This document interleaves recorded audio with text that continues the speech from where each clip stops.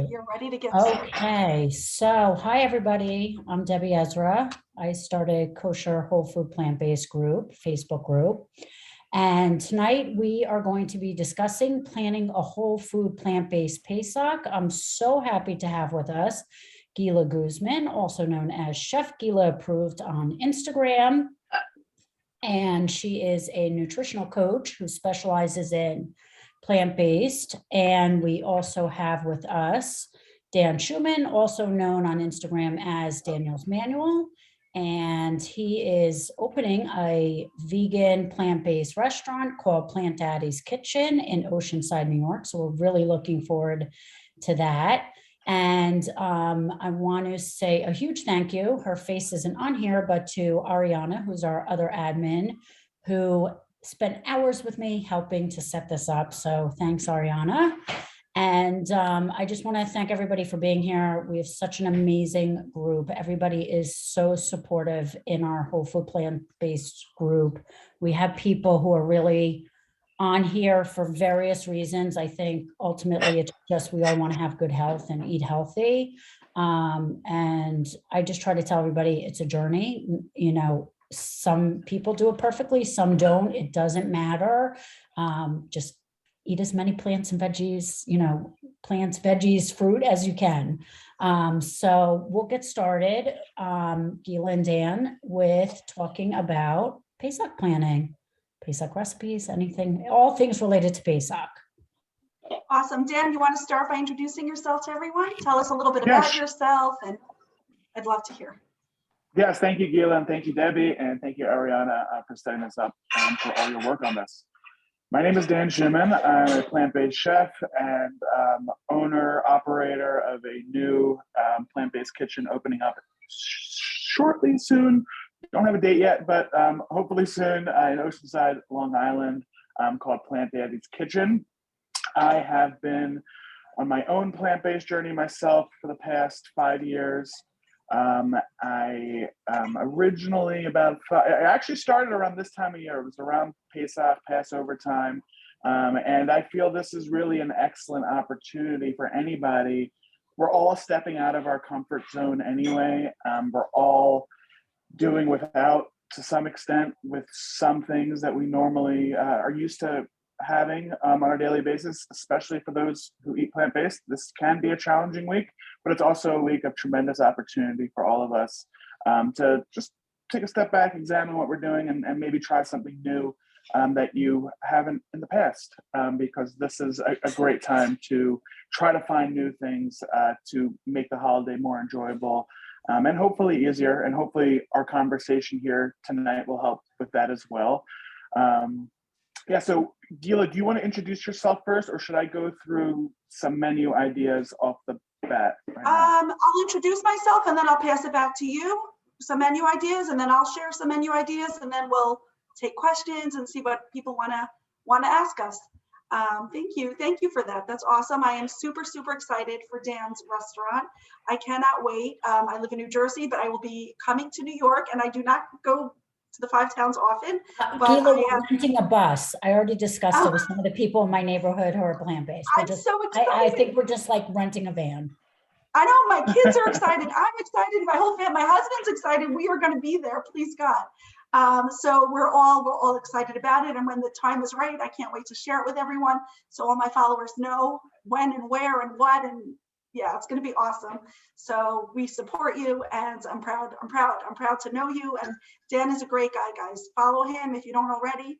You're only going to learn from him, and I highly recommend following him. Okay, about me. So sure, of course. So coaching is my second career. I worked as a lawyer for many years, and I loved it. And then at one point I realized I didn't know how to raise my children in a way that I thought would be healthy. I just had no idea. So I started doing research, and I ended up going back to nutrition school with 5 kids in 2014. And now what I do during the day, I work with clients privately, and my goal is really to help them heal their relationship with food. That's goal number one.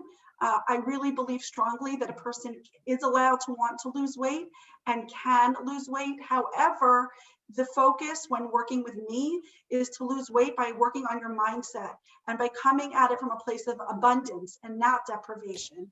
And I love sharing with my clients and on Instagram and on Facebook easy recipes that the whole family will love. And I believe strongly in a plant strong approach. So what that means is tons of, like Debbie said earlier, tons of fruit, tons of vegetables, tons of whole grains, lots of ways to get protein in.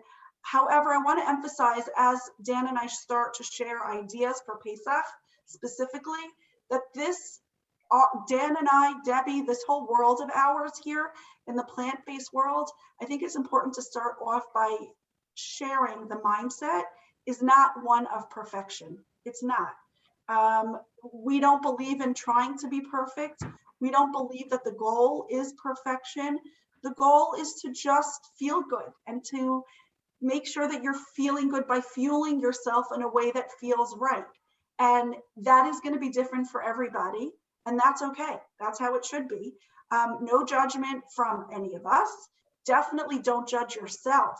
I hear too often, oh, today was a bad day. I ate this. There's no such thing as a bad day. There's a day that may provide data. If you eat something and you don't feel well afterwards, then that's data for you. Then maybe you won't eat it another time, or maybe you will. And that's okay too. We get to decide what we want to eat. And there's no I'm bad. That language doesn't have a place here. You'll just do the best you can and keep focusing on how you feel physically, but also emotionally and psychologically. That's a huge part of it. If you're not happy with what you're eating, then it's not sustainable. So while I would love for everyone to eat many more vegetables, you have to feel good. I also just want to add that when people add in lots of raw vegetables or beans or legumes, at first they have a lot of digestive issues, distress. That's okay. Slow down. Go back to some cooked vegetables. Cut back on the raw. Listen to your body. If your body's telling you it's too much, then listen. You know, add in the cooked the steamed zucchini, the steamed broccoli, like cook the vegetables. Maybe you can't handle so much raw. And I remember hearing Dr. Furman say, maybe it was Dr. McDougall, a bunch of doctors, I've heard them all say the same thing. Even if you have to start with one bean, start with one bean. The next day, add 2 beans.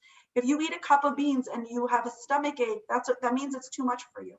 So start slow, add in what you can. Most important is that you should be enjoying the food and loving the food that you're choosing to nourish yourself with.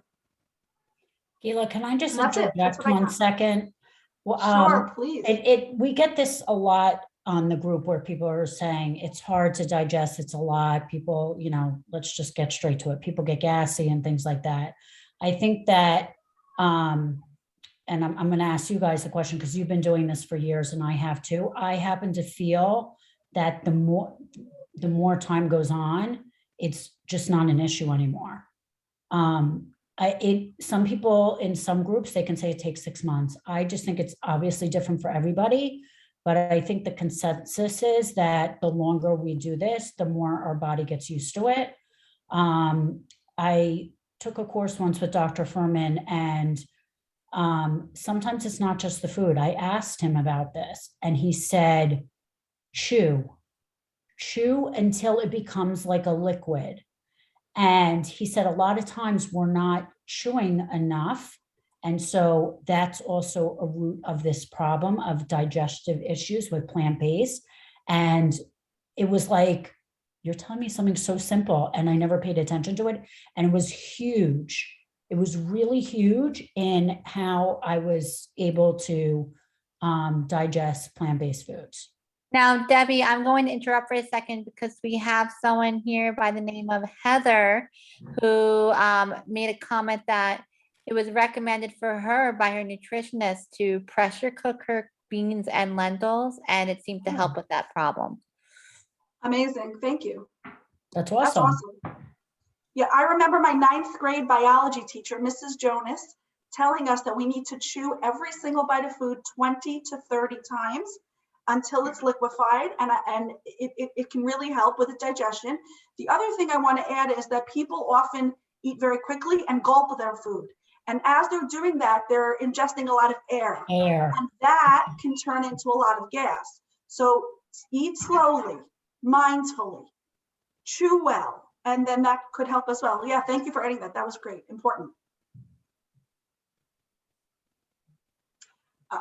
Okay, so let's switch to meal ideas. People want to know, what should they be eating for Pesach? How can they construct a menu and meal plan and shopping, and how can they cook food where they're going to be happy, their family's going to be happy? What should they make? So we are going to jump right in and answer that. Dan's going to go first. What do you have? Okay, great. Yeah, so first off, I just wanted to say that I completely agree with what you were saying, Gila, and with Debbie as well. Very much, this is not a competition. There is no good vegan badges that are being given out at the end of Pesach. I'm not even a vegan myself, honestly. But you know, you just try to do the best you can, and try, and like as Gila was saying, listen to your body, collect that data, and see what it does for you. And this is all about getting excited about food, particularly whole plant food, as much as possible, and highlighting it, elevating it, and turning it into something that has a place at a Yom Tov table. I sat down today and put together a list, kind of like a 4-day meal plan of just some meals, breakfast, lunch, and dinner, to get some ideas. I unfortunately use the same phone that I am broadcasting from. So if you can't see me now while I'm reading my note, I apologize. But I want to make sure I don't forget anything. So firstly, you know, obviously you're going to have to play it by ear a bit, depending on what type of equipment you have, what you're going to be koshering for Passover. If you're on the fence about certain things, hopefully this will help you make that decision a little bit better about what you might want to kosher, or maybe buy a second jar for a blender. That's something I found to be very, very helpful. In particular, having a blender jar.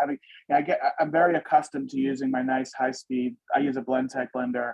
I'm going to be at my parents' house in New Jersey. They have a Vitamix. They get an extra jar for Pesach. Very, very, very helpful to have that high speed blender. You know, even not on Pesach, smoothies are often like a go-to easy, quick thing for me, especially for a breakfast. So especially in a week like Pesach, where you might be a little bit more mobile than usual, going out for a Chol Moed trip or something, that could be something for that could be very helpful, but for many other things as well. So I'll go through my list here quickly, and feel free to comment any questions, or for anybody else here to jump in with any questions. So for my day one, I have for breakfast a smoothie. I would do something with lots of greens, bananas. My regular green smoothie that I do during the year is pretty Pesach compliant, save for the hemp seeds. But other than that, it's apples, cucumber, celery, mint, spinach, lemon, ice water, and you can throw in some flax in there as well, because flax is kosher for Pesach, thankfully. So just a very big green smoothie, something to fill you up, not as a drink, but as a meal. If that's something that works for you. For me, that's something that works as a meal. It's something that can fill me up and will satisfy me. I'm not a huge breakfast guy to begin with. So light breakfast. I have a very easy time looking at breakfast as a fuel meal, as opposed to my other meals, which often have a little bit more motivation to, towards just wanting to enjoy the food that I eat and be involved in that experience. So breakfast wise, it's a little bit more quick. What can I just get to get some fuel into my body that's going to make me feel good and give me some energy to get me through my day? For my lunch, the first day, you could do a big soup. A broiled vegetable soup would be an easy and quick one. I do one where you roast eggplants, bell peppers, and onions. I'm sorry, it's eggplant, bell peppers.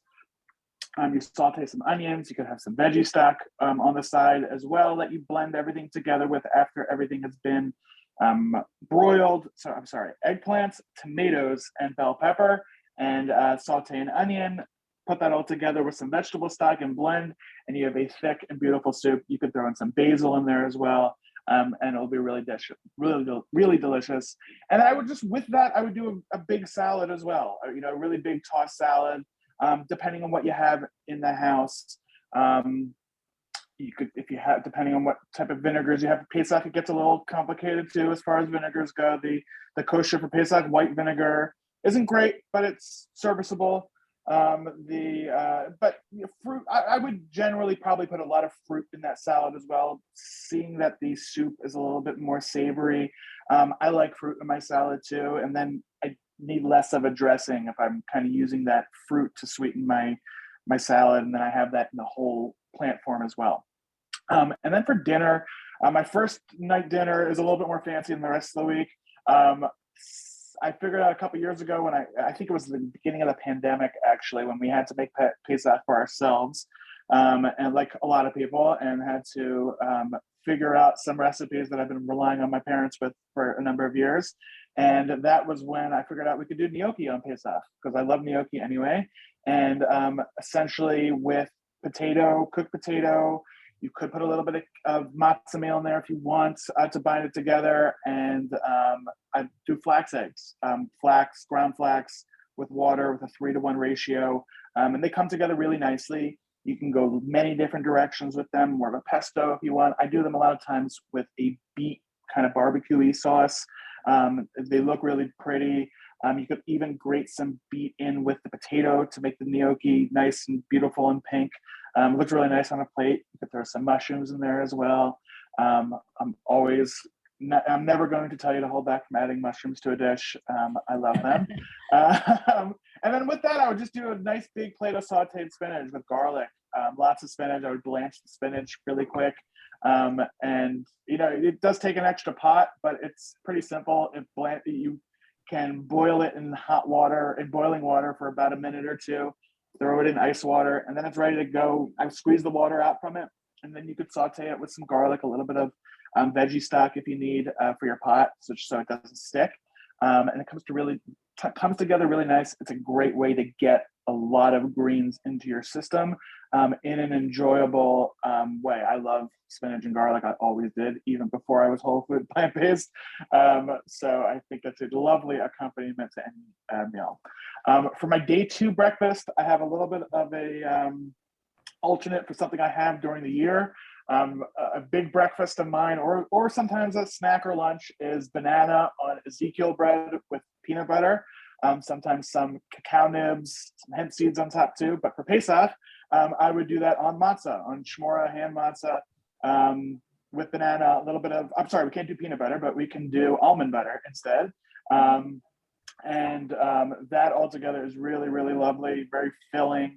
You know, if you are looking for a lower fat option, you may want to stay away from the nut butters.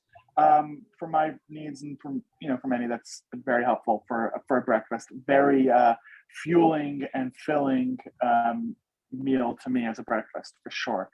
Even as a lunch sometimes. For lunch that day, I would do a loaded baked potato.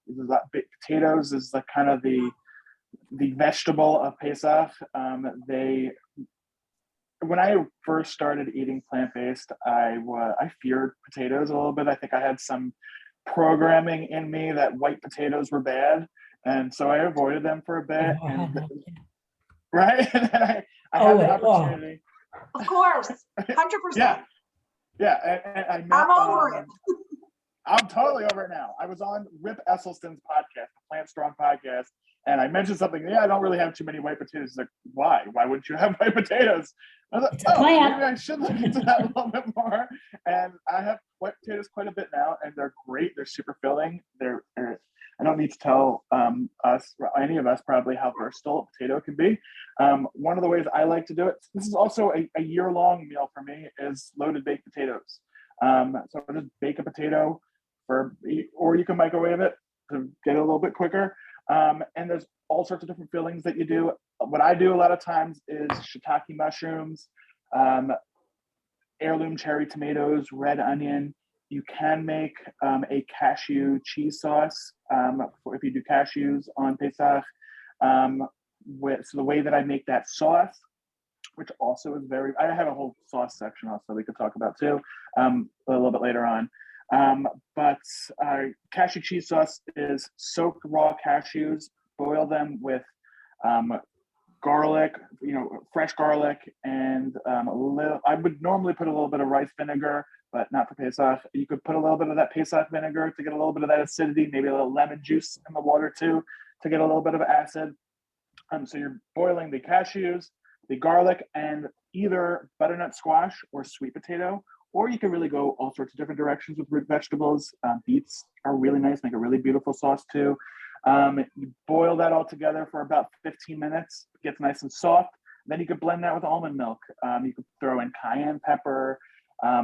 Smoked paprika, forgive me for not knowing all of which seasonings are okay, or we can get kosher for Pesach, because I forget, because like I said, I don't really make Pesach myself too often, so I kind of rely on my mom. I remember being shocked a couple of years ago that I couldn't have cumin, which was a real bummer to me that year. So I'm not sure if smoked paprika is something that we can find, but that is something that goes great in there too. But really to your taste, however you want to make it. If you want to make it spicy, more cayenne pepper. That's a really versatile sauce too, and it goes really great over the loaded baked potato. Oh, also roasted broccoli. Some roasted broccoli. It's a great opportunity to throw some broccoli in there. You get that sauce on it, and with everything else, it's really, really nice and pleasant, and very, very filling and satisfying. And then for dinner that night, I have quinoa and mushrooms. Quinoa is another savior on Pesach. It's very, very versatile as well. Whatever type of cool nut, maybe it's an opportunity to try a different type of mushroom you haven't. Maybe if you're going on a Cholamoid trip that passes by an H-Mart or a Korean market that maybe you haven't stepped into before, this would be an opportunity to walk in and see, maybe this is something I'll throw into my quinoa tonight. Really, really lovely. Lots of things you could do with it. And then with that, I would do a different squash. Do like a roasted acorn squash is really, really nice. I'll get a little bit into what we can do with squashes with my next day. So for day 3, I have just a fruit salad. We at my parents' house, we often make a really big fruit salad for the week. It's something that's, we'll prep at one day and just have it to grab theoretically for the week, but often doesn't last more than a day or two. Then we make more. So that would be my breakfast on day 3. Just a really big bowl of fruit salad, just till I'm satisfied. Really, really like eating fruit, especially for breakfast. And then for lunch that day, I'll do a stuffed butternut squash. Lots of different directions that you can do that. But a really great way that I love to do it is with, I would cut your butternut squash in half, scoop out the seeds. You can fill the cavity with fruit and nuts of some sort. So what I do often is like mango, blueberry. From the year, I'll put pine nuts. You could do walnuts. You could do almonds. Maybe I'll squeeze either an orange or a lemon, some of the juices into that too. Then that all cooks together really beautifully. And while it's warm, you can just mash it all together, and it makes this creamy deliciousness that's super filling and really, really yummy. And it looks really nice. It's Instagrammable. I definitely would recommend that. And you can, if you want something a little bit more hearty to throw on top of that too, make some guacamole, some avocado. You can throw that on top, get some of that fat on there. Really, really yummy too. You want to take it a step further in decadence. I think, can we get coconut cream kosher for Pesach? I think so, right? Yes. I saw it. Yes, I saw it in the store. Yes.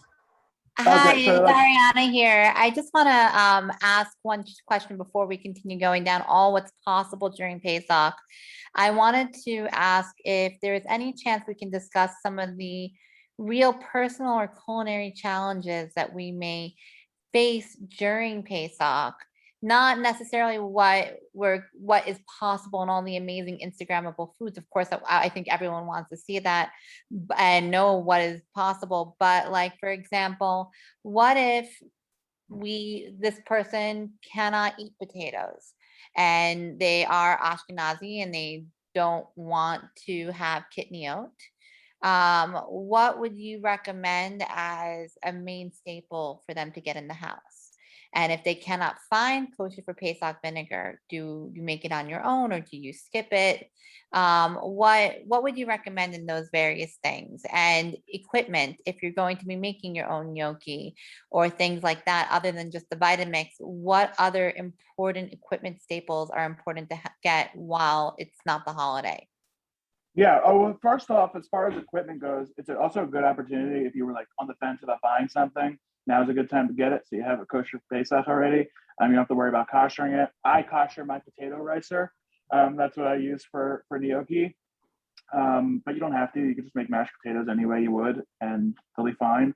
It will be really nice and fluffy if you have the potato ricer, but absolutely not necessary. You can whip them up also with a hand mixer and your home mixer, depending on what you have. Everything that we're at least what I'm saying, I'm sure what Gila and Debbie are saying tonight too, is just ideas. And there's always ways to compensate, change if there's something that you don't want to have. So if you don't want to do potatoes, I would personally, I'm just a big fan of those like root vegetable squash type of things. So I would go something else in that direction. Maybe a butternut squash or an acorn squash, or I mean, there's so many different types of squashes to choose from. Maybe parsnip, rutabaga.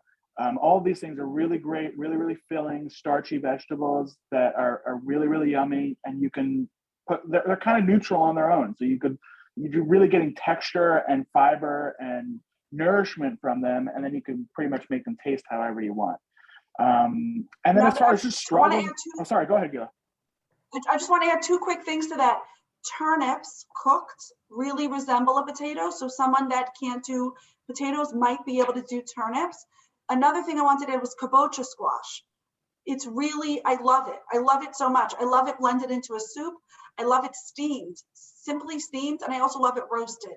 So it's just another idea if someone can't do potatoes to try all the root vegetables that you mentioned and really explore the different squashes that are available this time of year. Ariana asked about the vinegar.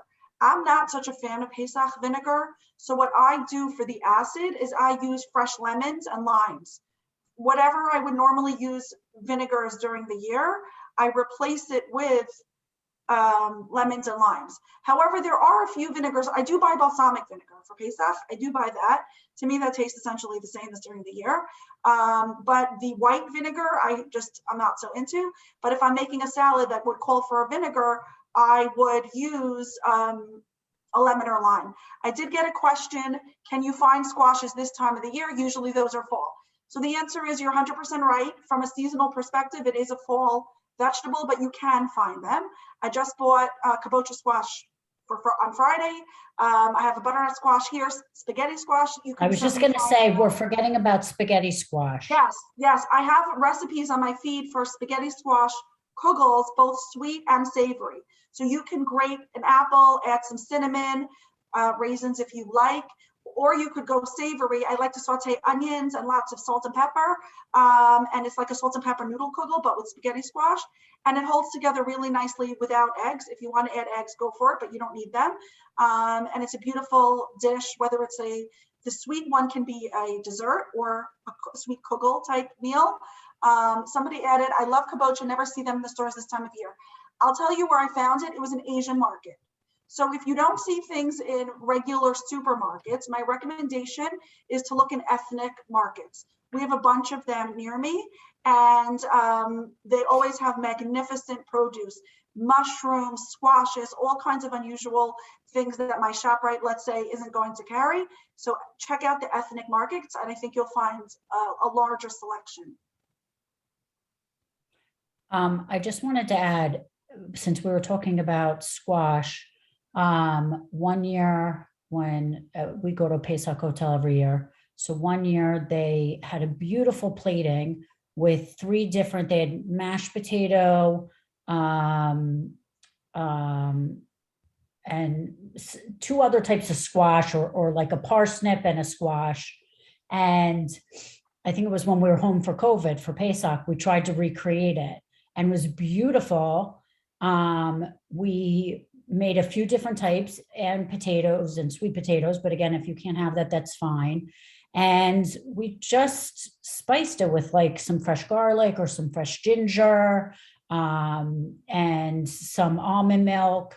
and whipped it up, and it was a beautiful presentation. It was so tasty, and it was like we called it a trio, like how they played in the hotels, and they called it a trio of squash or whatever it is.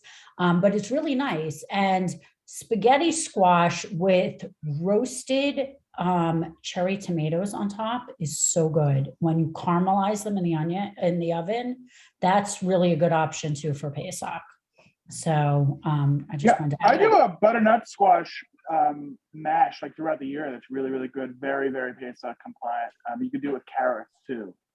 Make it really, really lovely. And you can do different toppings for it. And you can kind of put it out like matzah style on the table. Also, when you were talking, Dan, about breakfast, I think that, for 1 week, it's a nice time to actually experiment with eating other things for breakfast besides oatmeal or other things. So sweet potatoes for breakfast are so good, and they are so filling, and you just sprinkle a few almonds on it. You could even sprinkle like mandarin oranges or raisins or something, like just a little bit of something on it. I sprinkle cinnamon also. That's really good breakfast. And I spend the week of Pesach eating fruit salad for breakfast. Like, when else, do we have the opportunity? Usually we're busy, but I'm saying usually we're home more. Like Dan said, cut up a huge fruit salad, and you can sprinkle a few nuts on top. And it's another, for one.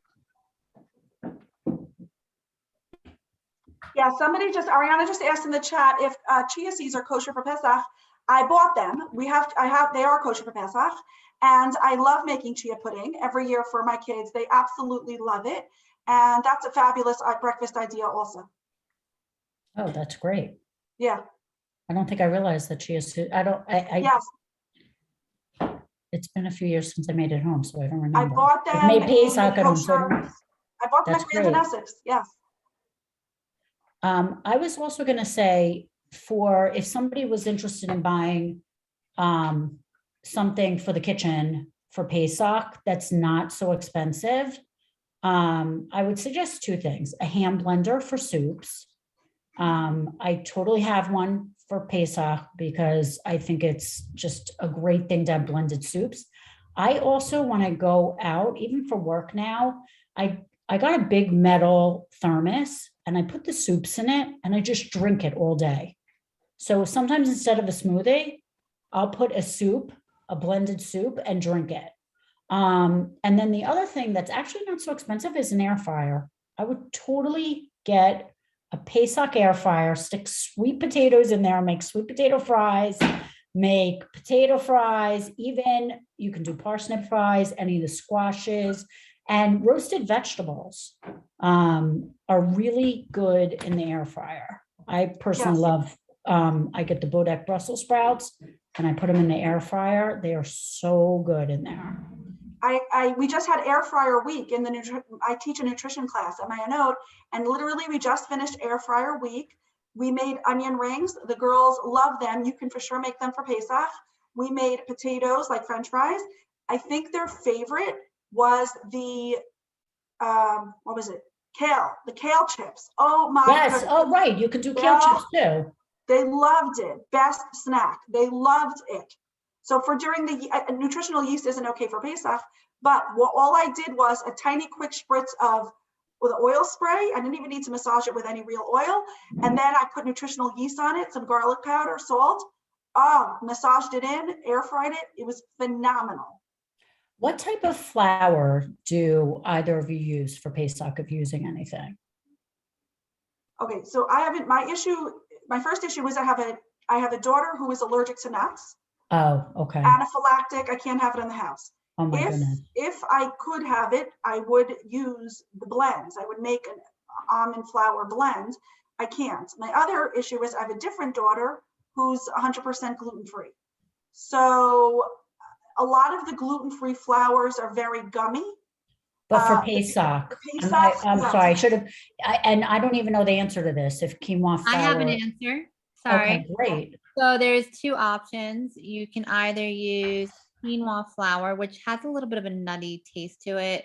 So I don't always recommend it. And it doesn't have the gluttonous components of a lot of the other flours that we're used to. And you can compensate it with the flaxseed eggs that Dan has spoken about earlier.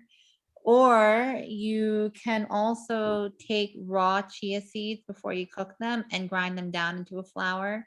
And that can also compensate well as well. And you can also take that and combine it with your matzah meal. And if you wanted to use gluten-free matzah, like oat matzah, which is very expensive on Pesach, but you can combine that and or use potato starch. And as you know, a lot of kosher Pesach cakes are made from potatoes. So there's a lot of various ways to get your baked goods in that don't necessarily involve flour.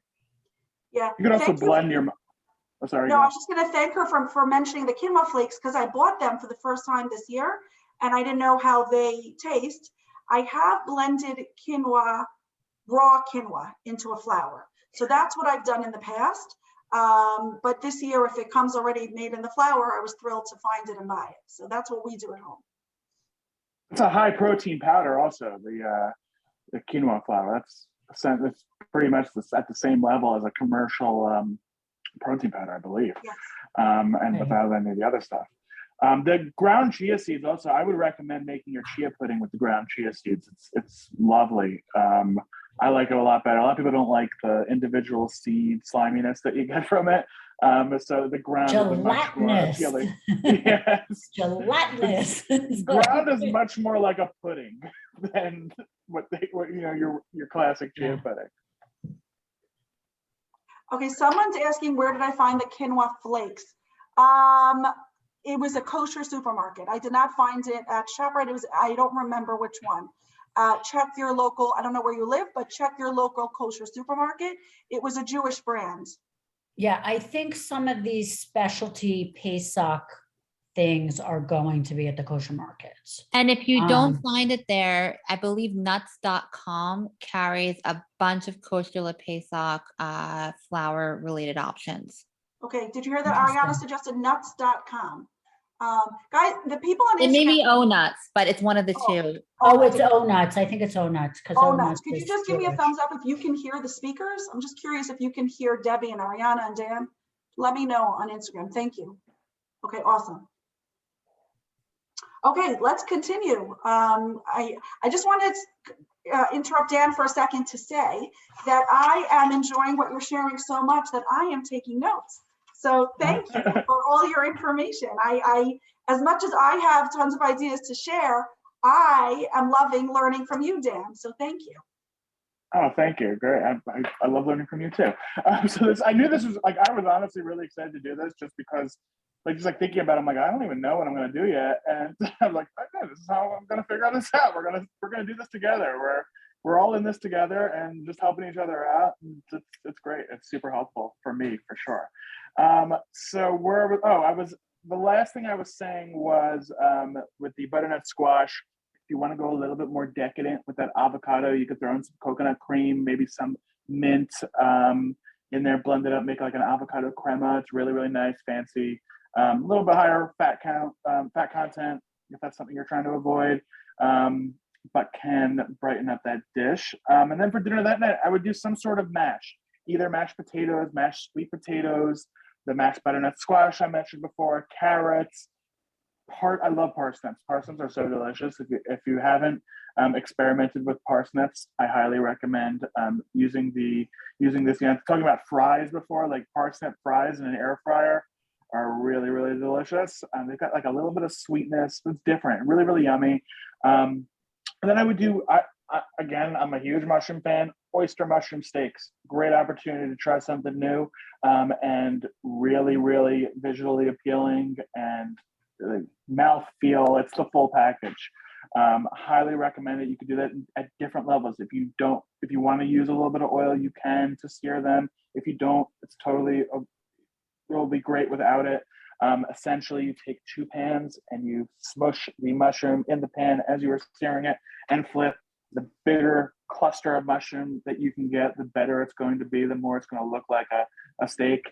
You can cover it in a barbecue sauce if you want. I do a beef barbecue sauce that I really like. Or anyway, it doesn't even need a sauce. And once you sear it, you can finish it off in the oven if you'd like with the sauce for a few minutes. but lots of different directions. You can really cook any mushroom with that method, and it comes out really, really nicely. And then let me just answer a question. We got a question about the type of matzah. Someone asked what type of matzah do I buy? So I bought oat matzah for my daughter who's gluten-free. For a bunch, then I bought regular matzah because, regular Shuman matzah. I did find today that I bought that I'm going to be eating. It was a oat bran high fiber matzah. So I don't think it's for the Sidarim. I don't think it's okay for that. But for during the week, if I want to make like an avocado toast or that type of just have matzah whenever during the week, that's what I'm going to be using. I can show it on my Instagram stories and Facebook stories afterwards. So I can just show you the package, but it's actually delicious. I've had it in the past. Dan, I have a question for you. Can you share more information about the barbecue sauce? Because I've made it. You've shared it in the past. I've made it. It's insanely delicious. Oh, thank you. Yeah, essentially, I would cook down tomatoes, canned tomatoes. You could put saute an onion in there as well, some garlic. I would use dates to sweeten it. A date paste if you want to make your own. You could, if you want to do it chunky, you could throw in some whole or diced dates. Comes out really, really. Or you could end up just blending the whole thing after you cook it all together. Puree beets, put it in there. You could just throw some cooked beets in there. If you want from the bag, the pre-cooked beets go really, really well in it. And that's pretty, a little bit of oregano. I would put apple cider vinegar during the year. Is there kosher for Pesach apple cider vinegar? I feel like I've seen something, it's almost like how the balsamic, but. No, there is, and you can actually make your own, and it takes 2 weeks to do it. Oh. So get to it, everybody. Exactly, up to it. So yeah, that if you have apple cider vinegar, but it's absolutely not necessary. You can do any other type of acid, like Gila was mentioned before with citrus. You want to put a little balsamic in there. I think I've never done it, but I think it would be great. It would probably give it like a cool another layer to it. Actually, I think now that I'm thinking about it, I think I want to try it with balsamic vinegar actually. And yeah, and it's beautiful. The beets give such a nice color to things. Beet juice gives a nice color to things in general. You just like, even from that, if you're buying the beets already cooked in that plastic package, like drain a little bit of that liquid out and use that for things, color things. Making your food beautiful is a very worthwhile endeavor. And especially in Yom Tov, this is like the reason I very much feel that this journey and this striving to incorporate more whole plant foods is very consistent with what we do. We have these holidays built in that are kind of these times where we want to indulge a little bit. We want to put a little bit of extra effort into our meals. We want to make our table look a little bit nicer than it does on a regular Shabbos or especially from a weekday dinner. So this is that time, like we hopefully, we're working a little bit less. Hopefully.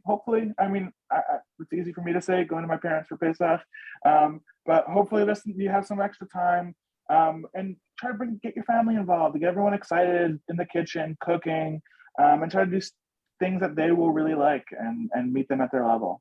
Now, Dan, we have a few questions here, so I'm going to relay them to you. The first question that someone asked is flaxseed kosher for Passover? They thought just chia seeds were. I believe flax seeds are, but you have to buy the whole flaxseed and then grind them.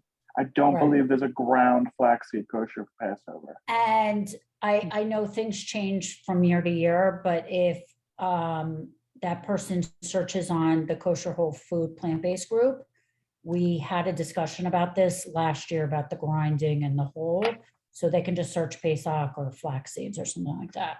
The next question, and I think it's on the OU website. I think it's on the OU website. It explains about it too. Just a word of caution. I'm not a rabbi. Don't be fooled by the beard. So take everything I say with a grain of salt, and make sure to ask your own rabbinic authority. Thank you for interjecting. Answers on anything. Yeah. The next question that someone asked is, who is making their own stock? And Robin Hoch asked, what would you serve for the Seder? So a stock, I highly recommend making it yourself. It's one of the easiest things, and it's just one of the easiest things I make, personally. For me, I use a lot of scraps from vegetables. I wash my vegetables really well. I'll use the peels from carrots, potatoes, herb stems, mushrooms, mushroom stems, or just throw a couple of dried mushrooms in, and makes easy stock. It's a really easy, quick way to add flavor to a myriad of dishes, without adding other things that you may not want to be adding to your dishes. So highly recommend doing that. Something to keep. You're gonna make a big pot for the week. You probably end up needing more, but you'll also be making a lot more vegetable scraps during the week, hopefully, so that you'll have what to do. I keep a bag in my freezer, a Ziploc bag, with my scraps, and then make stock out of it, and it comes out really great. Pretty consistent, surprisingly enough. So that's what I would do. The next question Annie asked, sorry, it's the last one. Right, I Annie want asked- to answer, Ariana, I want to answer your question. You asked a question about what to serve at the Seder. Yes, please. Okay, so I just want, first of all, can you hear me? I was getting a message that they couldn't hear on the Instagram. Can you everyone hear now? Okay, yes. Someone asked if there's another feed. Yes, this is being live streamed on Facebook on the Kosher Whole Food Plant-Based group. So if you have trouble with the Instagram, you can hop onto Facebook, and the link to the Facebook group is in my stories. So if you're having trouble from the Instagram, head on over to Facebook. But I want to answer the question for Yom Tov meals. So what I do, I've been making Pesach 15, 20 years on and off. We go away some years. But basically what I do is I follow a template for the Yom Tov meals. So I always start off with a soup. And in terms of soups, what I did is I have a list of different soups. And for each meal, I choose a different soup. So I do make a vegan chicken soup that's delicious. It's celery, carrot, onion, sweet potato, or butternut squash. And what I love to add is turnip, parsnip. And my little secret is, which if you have little kids that don't like green things floating in their soup, don't do this. But my kids happen to love it. When the soup is just about finished, I add a whole bag or two, depending on how large my soup is, of spinach, of frozen spinach. Oh my goodness, it's silky on your tongue. The spinach just tastes amazing. And I don't call it chicken soup because obviously chicken soup doesn't have spinach in it, but that's my version of a chicken soup. And my kids love it, love it, love it. You can make matzo balls if you want with it, but it's really delicious. But let me just run through a list of soup ideas. So I have— Before you go to the next one, Gila, sorry, I would just suggest maybe throwing some turmeric in that soup to get that yellow chicken. That's what I was going to say. That's what I do. I put turmeric for the yellow. That's a good idea. I was actually Just a going little to bit. recommend- Like you don't need a lot. You'll see the color turn with the turmeric, and that's all you need. And I'm telling you, like for whatever reason, visually, when people see the yellow, they're like, "Oh, Yes. okay." Well, it's so funny because I served it. I'm going to listen to you guys. Dan said, add a little turmeric into the soup so it has a little yellow. I will tell you, my kids have friends over for Shabbos almost every week, and not one of them ever complained and said, wait, where is this chicken soup? Like I say, okay, we're serving the soup, and they just assume it's Friday night. I don't say it's chicken soup. I never say that, but they assume it's Friday night, it's chicken soup, and they go for it, you know? But that is a fabulous tip. I am going to try it. Okay, so some more soup ideas for you. I want to also interrupt that maitake, which is a very difficult mushroom to find, actually is known when you cook it as a broth to give it chicken flavor. Oh, I have them at the Korean markets generally. H Mart Yes. usually has my takis. Yes, yes. Okay, let's run through the soups. Cabbage soup, butternut squash soup, zucchini soup, a hearty vegetable soup, a gazpacho, depending on the weather, the temperature.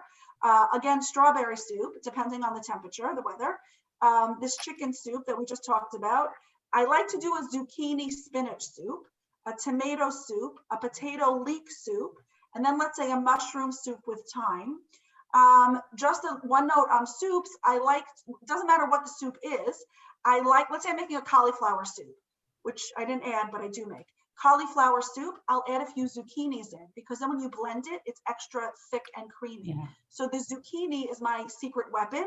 I can't add cashews because my daughter's allergic. A lot of people do add cashews to their soups. I can't add any like almond milk or any anything like that. So what I use to thicken my soups is zucchini, 2-3 zucchinis in a soup, and it works beautifully.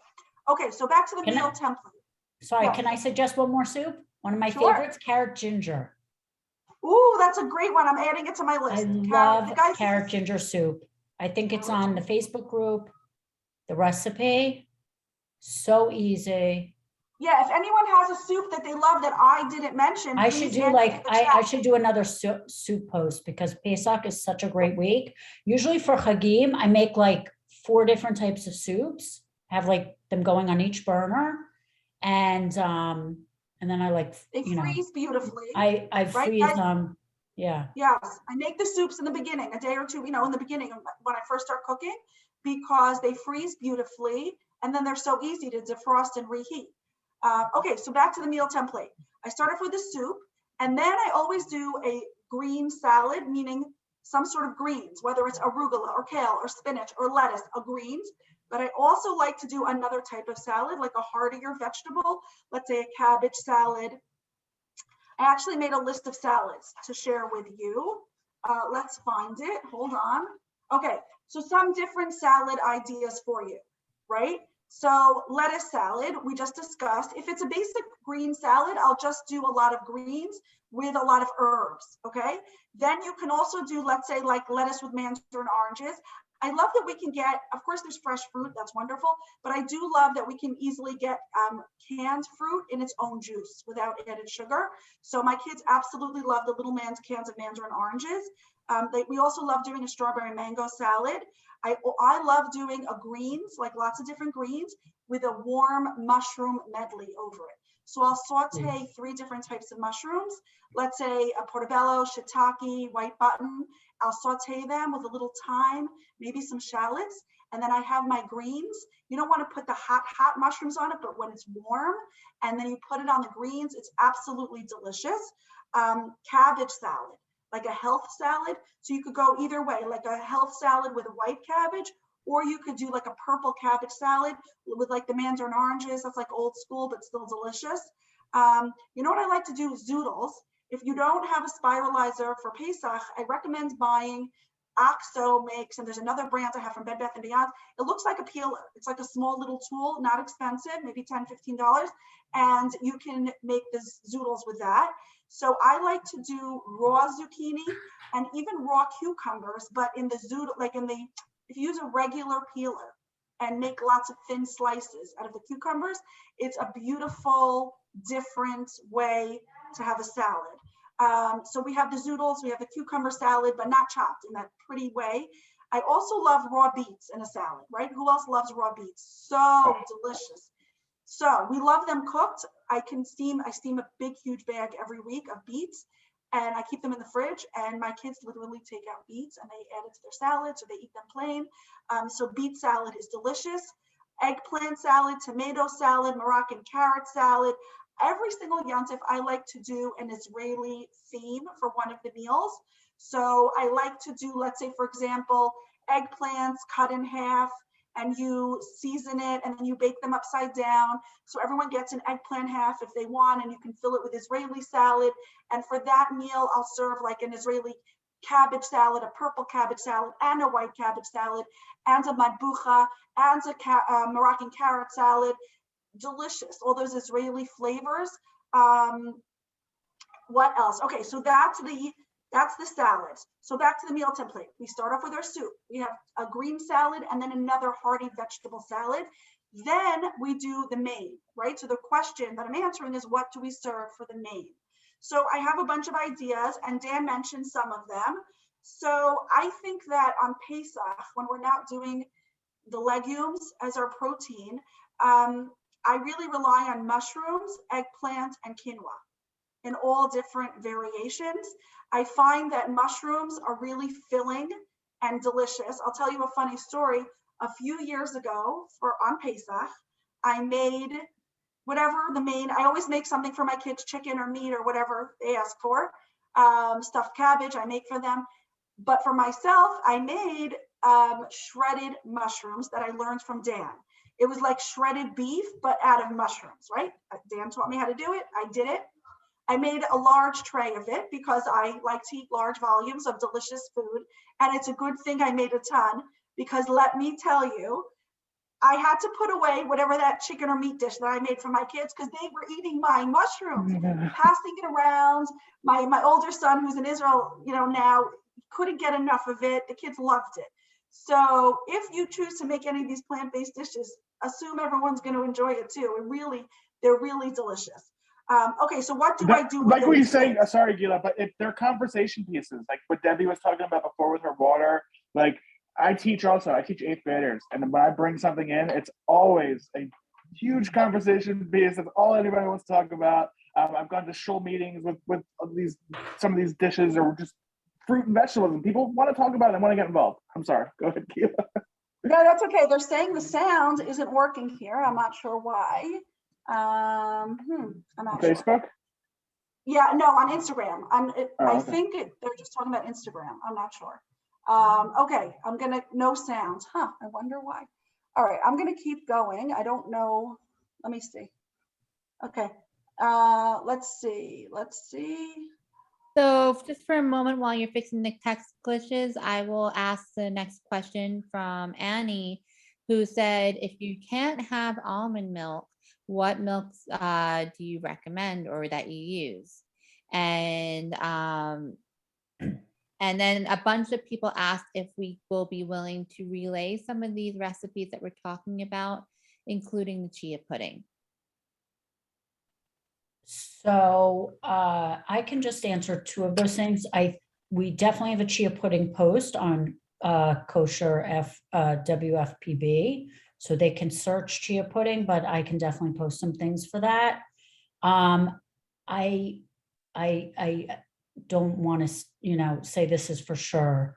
I have a feeling last year they came out with a cashew kosher for Pesach milk. That sounds right to me. And you I'm actually messaging my husband to ask him. I'm almost positive they did last year. Yeah, and if you want to make it, you can too. It's not terribly. That's the other thing. I mean, you have water. to have a good blender, but it is easy to make. And for 1 week, you probably, depending on how much you use it, you probably would only have to make it twice. You agree, Dan? Twice, Yeah, that makes sense probably, to me. because it doesn't last more than a few days. So depending on how much you're making it. And then someone asked if you can use flax eggs and matzo balls, and if you can roast beets and squash in the air fryer. Yes, you can. I do everything in the air fryer. Absolutely. Yes. You might have to cut them, but yeah. And I would highly suggest, I mean, for volume, it's easier in the oven, but I was actually going to say, I happen to be, you might see sometimes I'm in the group, I'm like with the hashtag simple meals. My husband's the chef. I'm like all about getting it done easy. I don't like being in the kitchen. I'm not for potchking. So I cook in massive amounts. So when it's not for Pesach, I have vegetables as the base. And then I have my beans and my whole grains that people can put on top and dressings and things like that. So my kids know, just grab all the different containers. There could be quinoa, pasta, rice, all different things in my fridge, lettuce, roasted vegetables, and everybody just grabs. For Pesach, if you want to keep it simple, I would highly suggest pans of roasted vegetables, pans of potatoes, and just build the stuff together. Baked potatoes too. Baked potatoes are great. Yeah, baked potatoes, fingerling potatoes, any number of these things. I'm asking about the cashew milk. As far as like, and if I don't get an answer now, I'll post it. And what about the flaxseed eggs for matzo balls? Somebody just posted about this in our group, and I believe they said it was pretty successful. There was like 1 or 2 Pesach posts. I don't know if it's the official one or the other one, but they said it was pretty successful. I would suggest for flavor, which I do when it's not Pesach, is putting in like 2 tablespoons of the veggie broth. And I also use seltzer. I would use some ground mushrooms in there if you have it. That sounds good. you could also, as an alternative to a flax egg, you can do a similar thing with chia. Ground chia is really great, expands, thickens. I actually use them in gnocchi sometimes. They come out really great. Now, going back to the milk for a second, I wanted to say if the person is allergic to almonds, but they can have cashews or walnuts, you can use those as alternative milk options. Correct. If none of those are an option, if you happen to keep kidney oat, obviously most of us here don't, but if you do, you can get your own soybeans prior to Pesach and then make your own soy milk from scratch. Yes. So I also, I'm Sephardic. I keep kidney oat. I mean, not when I go to a hotel. When I've been home, and again, you have to ask your rabbi, please. I'm not prosecuting for anybody. I've asked myself. I always ask. My husband happens to work in the kosher industry, so he has access also to rabbis who are in the kosher field. I've bought nut milks prior to Pesach, and I was able to use them on Pesach because the Lieber's almond milk personally it like separates and does all sorts of interesting things. Why during Pesach it does that and then the not Pesach one doesn't, I'm not sure. But you know, ask whomever, and every year they're coming out with new products. So really, I would suggest going on one of the websites, the Heksher websites, and seeing the list of their products because it's just unbelievable. And they have the section of what you don't need a Heksher for. Yes. Okay, we're good. I'm going to jump back to the main meal ideas. So, okay, eggplant stack. So almost like eggplant parmesan. Basically, I do this without breading it, but you certainly could bread the eggplant circles if you want to.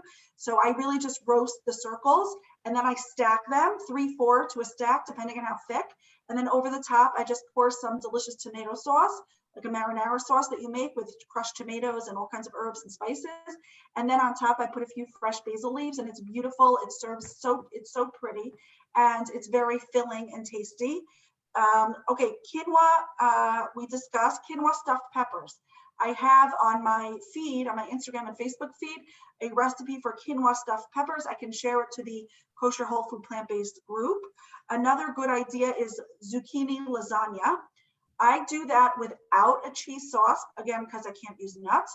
But if you can use nuts, I would really recommend some sort of cashew cheese that you make with cashews. Yes? Gila, I was going to say that I don't like using cashew sauce in the whole lasagna just because it's really fattening. So what I do is I mash a potato or two and mix it with it. And it has the same consistency as like a ricotta cheese. It's amazing. Right. Well, doesn't freeze well because it's a mashed potato. I just want to say that, like, yes. If you were going to freeze it, I wouldn't suggest that because it'll do that separating thing that mashed potatoes do. Yes. But if you're having it fresh, a vegan lasagna for Pesach, totally mashed potato. You can even do it with a squash as that middle cheese part. It really is so great, and especially if you don't want all the calories of cashew. That sounds delicious. I love adding in between my layers of zucchini, sauteed onions and peppers and mushrooms and spinach and whatever you like to add in, but like a large hearty saute, and then I layer it. I do make a cheese sauce during the year with potatoes and carrots. However, I use nutritional yeast during the year, so that doesn't work for Pesach. But I can tell you that I made this lasagna without the layer of the cheese sauce, and it's still delicious. It's still, I just put the tomato sauce on top as the final layer. It's still hearty, it's sliced as well, it's delicious to eat. I did see a recipe for, I have never made it, but share if you guys have made it for Pesach, a vegan nut loaf, supposedly delicious, right?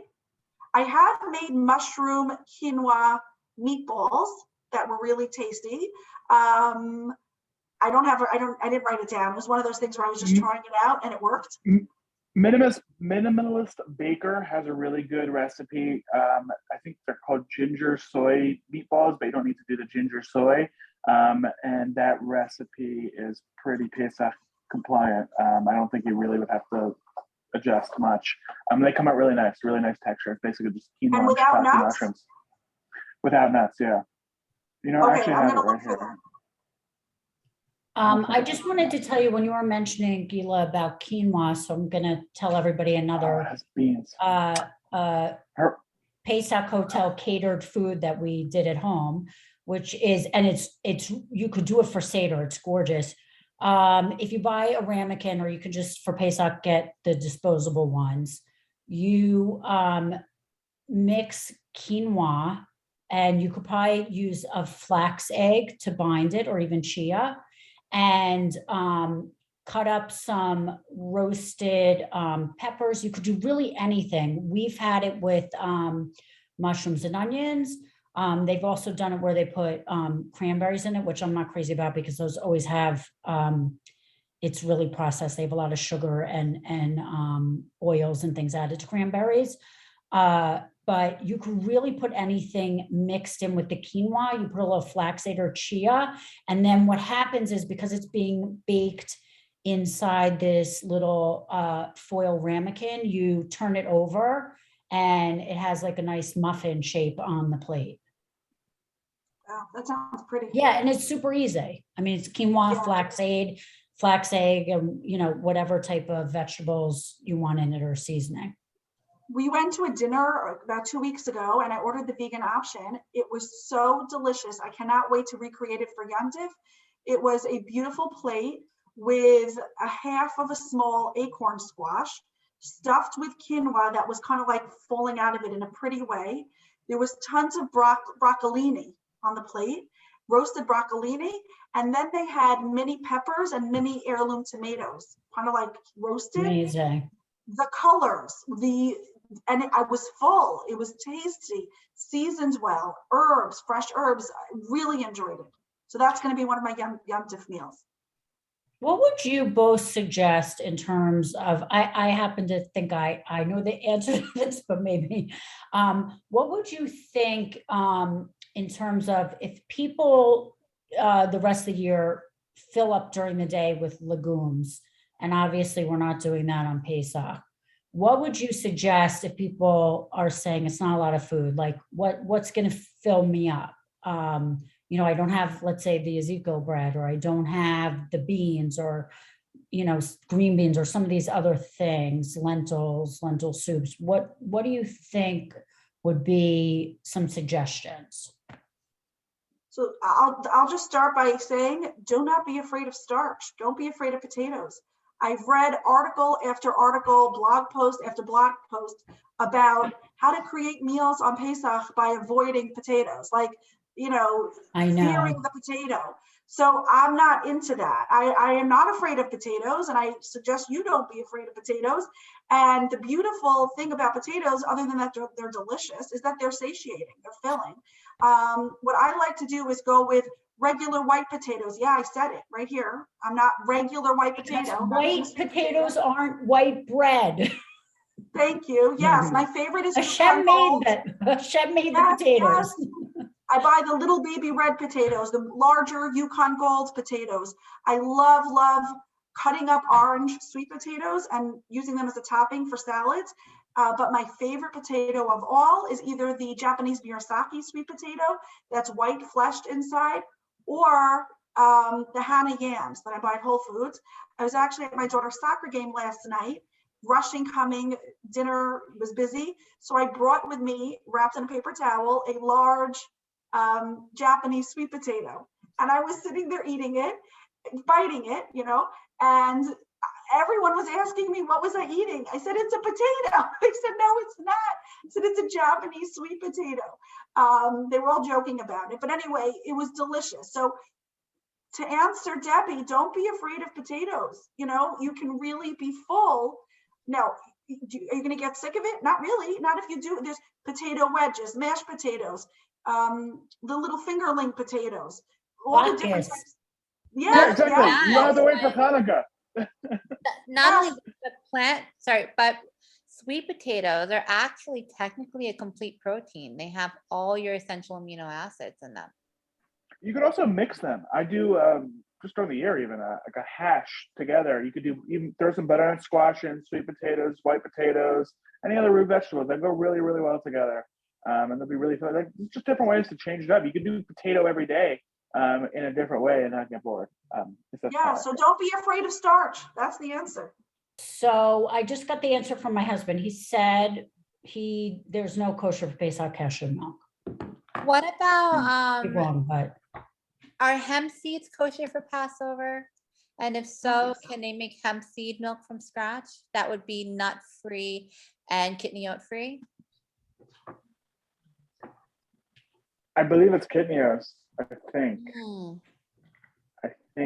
but I, again, not the authority. And if there's always, I'm learning something new every year that we can have that I thought we can't have. So if we can have hemp seed, let me know because I love them. Yeah, I think so what I was gonna say for me is I just increased my volume. If I'm missing out on some of those other things that fill me, I just increased my volume of fruits and vegetables.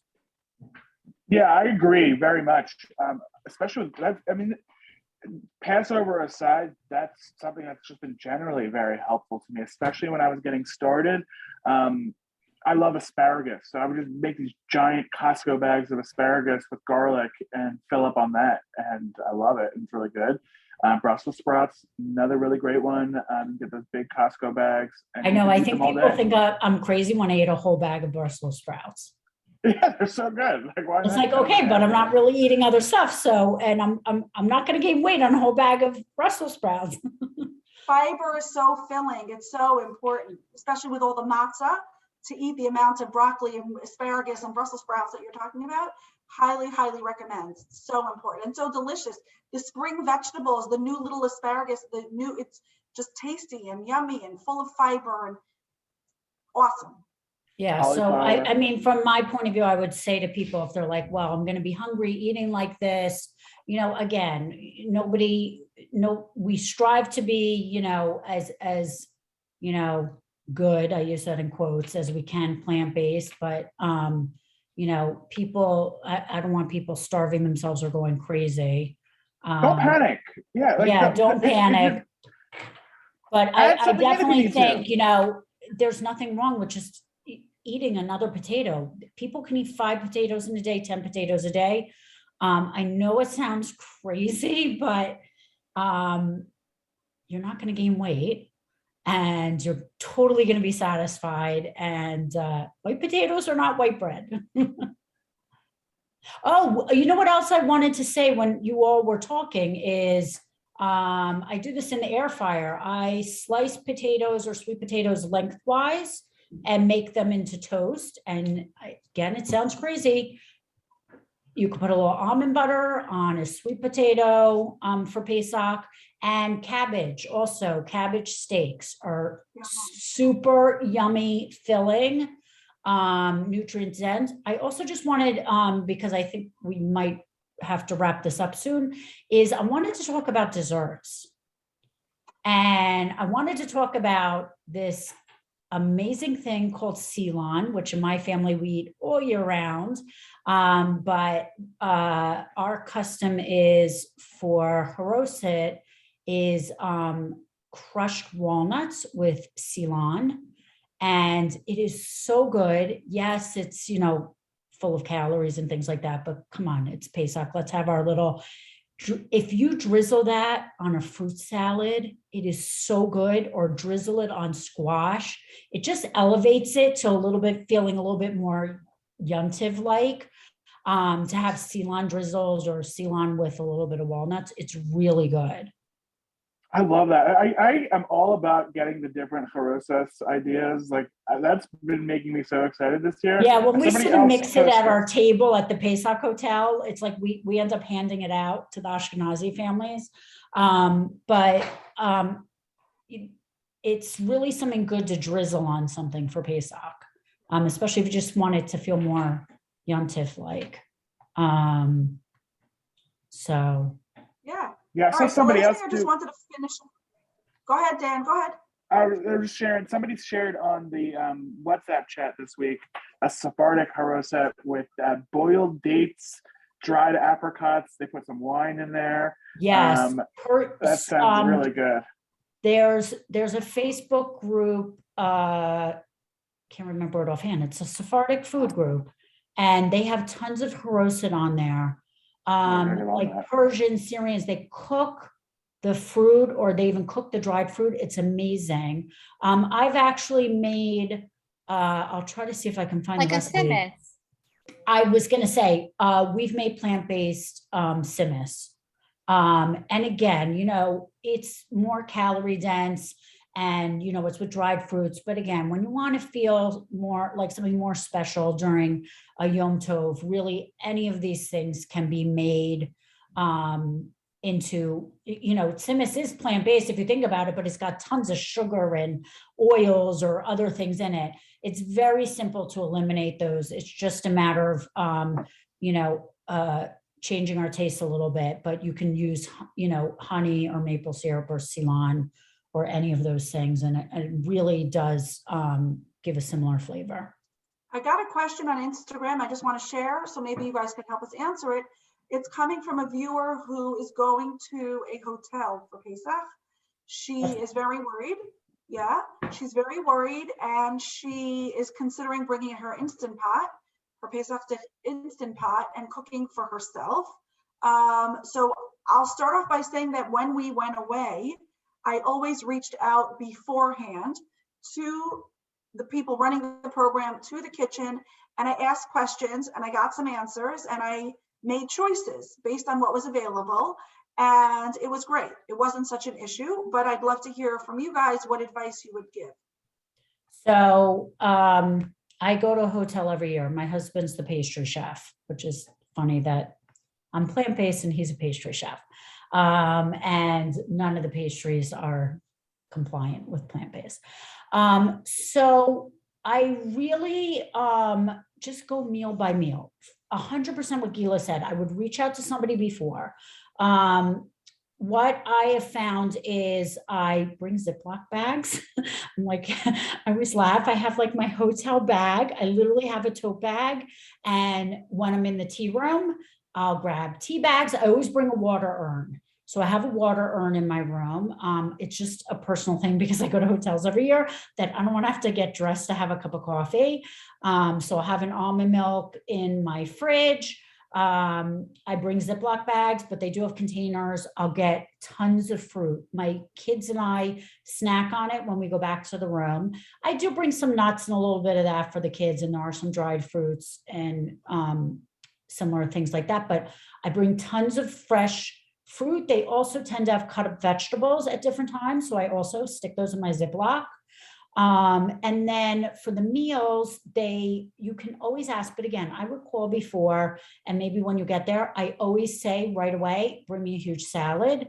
Sometimes they have a buffet, and the salad, they never have the dressings on the salads, never. So what I do is I get a humongous lettuce salad, and sometimes they have cut up avocado, so I might do a little bit of avocado, or I ask for lemons.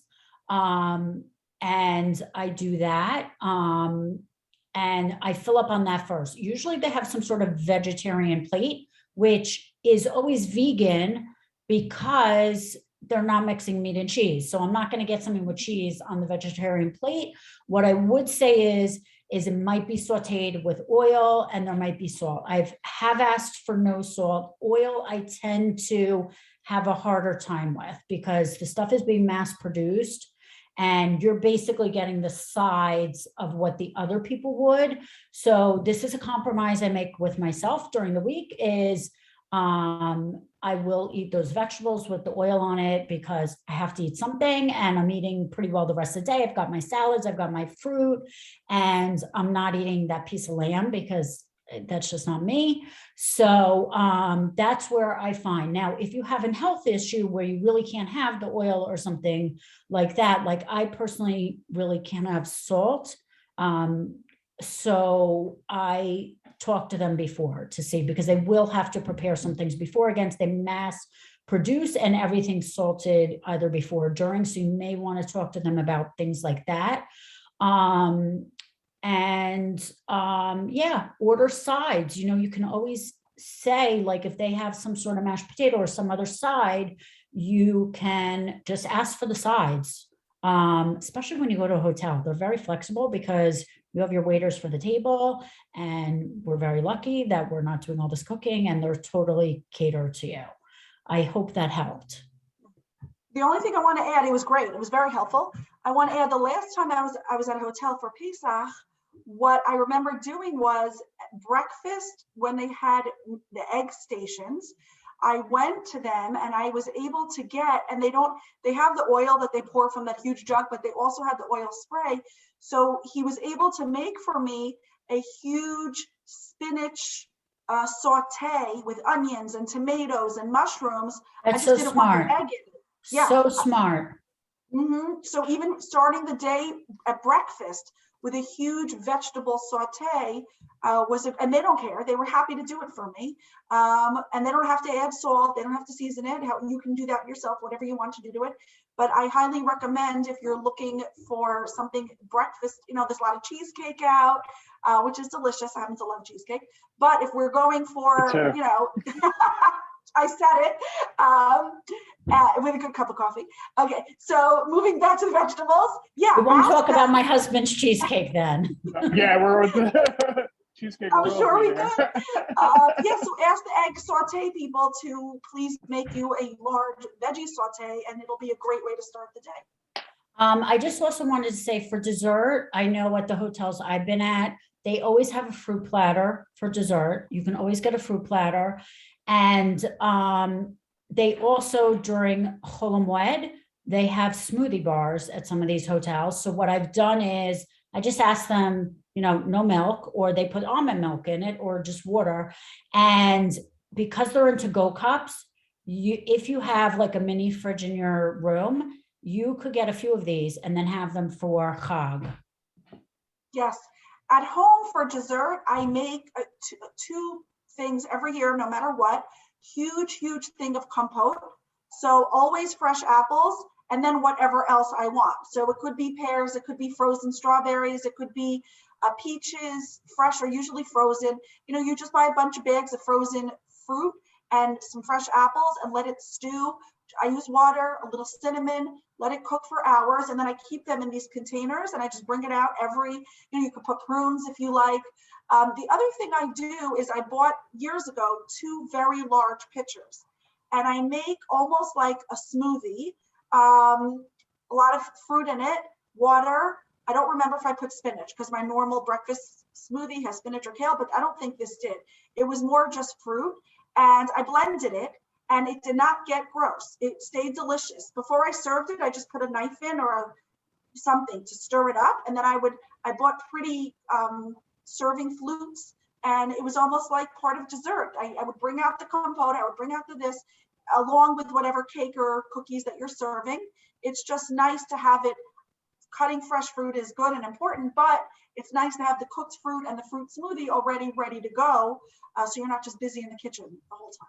Now, I want to mention one thing, going back to dessert and some equipment that we were all talking about. I recommend, if it's not too late, to go get yourself some silicone muffin pans. And you can, in fact, also make cakes out of sweet potatoes. So you can mix, if you can find Kosher WFPB Pesach cocoa powder, you can blend it with some roasted sweet potatoes. That's such a great idea, Ariana. And you can make some really great brownies or muffins out of them. And traditionally, when it's not Pesach, I add oat flour to it, and then it becomes almost like a muffin texture. But when you don't add the oat flour, it's more like a fudgy brownie, and it's very, very good. It's very dense and very filling. So just a heads up on that. So don't eat a lot of them or you might regret it. The other thing I want to mention briefly is I just came across a recipe for a Kosher WFPB Pesach nut-free, kidney-free milk. You make it out of flaxseed, you blend it with water, and then you put it in a nut bag and you filter it out. And the remaining is flax milk. Amazing. That's very helpful. Thank you. That's Amazing. super helpful. Yeah. Just for the person who asked the question about the hotel, like I said, I bring a water urn. I'm Sephardic. There were years my kids didn't eat. And I know that they didn't eat otherwise. I was literally going to bring my rice cooker. I have brought a tiny toaster oven. And it's funny, I've gotten to the point, the kids now are okay, like are eating. So nobody needs their matzah pizza or whatever we were doing in the room, just so they would sustain themselves. But bring what you're comfortable with. But again, call ahead, because there are so many times I brought these things and we didn't need it at all. They're catering to hundreds of Jews that have hundreds of different issues. It's like, when do we ever order exactly from a menu? You'll be taken care of. I don't see any problem with it. You know what? They can stick a potato in a microwave. If you cannot have the one that they put a little bit of oil or whatever with. So those are just a few things I would suggest is before you schlep, and especially if you're traveling by plane, it becomes really difficult. I actually am going by car this year, and I was like, I really want to buy an air fryer. And I'm like, am I really going to sit in a hotel room using my air fryer? I think we also have to think about it is 1 week. And I think we have to think about what is important to us. It's even for people who don't keep this way of life, it's like this with any chag. Are we going to be in the kitchen the whole time? Or are we going to be spending time with family? Are we going to batch cook?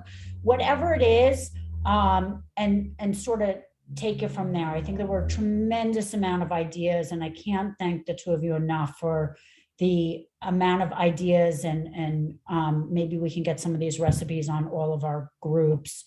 But I think at the end of the day is, just do what's easy for you, do what's good for you. This is not, Pesach as it is, between the cleaning and everything else, is challenging enough. And if people work. So, yeah, I guess, Well said. Yeah, I'm Well always said. with my keep it simple hashtag. So Yeah, before we end, I just want to remind everyone that while we're very, very focused on the food today, tonight, leading up to the days of Pesach, remember to take care of yourself. Remember to drink your water. Remember I have a dog. So for me, it's like a built-in walk. I need to get out. But if you don't have a built-in need to walk, treat yourself. Treat yourself to opening the front door, walking outside, breathing deeply the fresh air. Even if you're just going around the block, people think they don't have time to do that. If you make the time to go outside in the middle of all the hectic cooking and rushing and shopping, then you'll be able to jump back into whatever your to-do list needs from you with a clear mind. And if you can't get outside, the weather's bad for whatever reason, then find some time to do some stretching, even in the house. You don't want to put a Zumba class and just jump around, that's fine. But I highly recommend stretching as you're cooking and in the kitchen. Just make your lists and cross them off, and it's a great feeling, and you'll get it done. that's a great suggestion, Gila, because people will be standing in the kitchen. The stretching's a really good advice. Yeah, I do it my back, my shoulders, my neck, and I drink my soup as I cook. I take a coffee mug and I just sit and drink soup as I cook. So that's another little suggestion. Just because you get hungry, you don't want to be just grabbing at food. And I don't always have time to do the smoothie. So as I cook the soup, I just literally I dip my bucket and I drink soup as I'm cooking. Perfect. The other related, but not so related, but important thing I want to share is to wear comfortable shoes while you're doing all of this cooking that we spoke about. I know we're in our house, so everyone's always complaining about their back hurting, their knees hurting from all the cooking, and they get to the Seder, tzbrachen, all like in pain. So wear your good sneakers, whatever's the most comfortable footwear.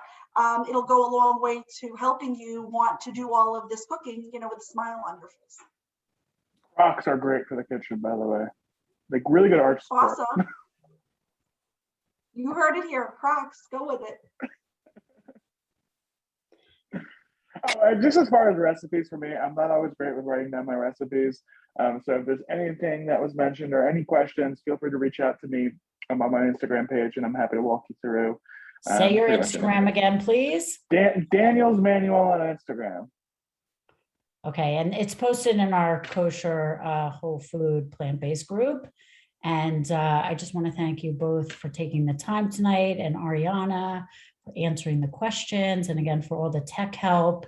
And this was great. It was just Amazing. really great. I want to just add my Instagram also. Feel free to message me. I know I mentioned lots of ideas without specific recipes. If I can help you, I'll be happy to.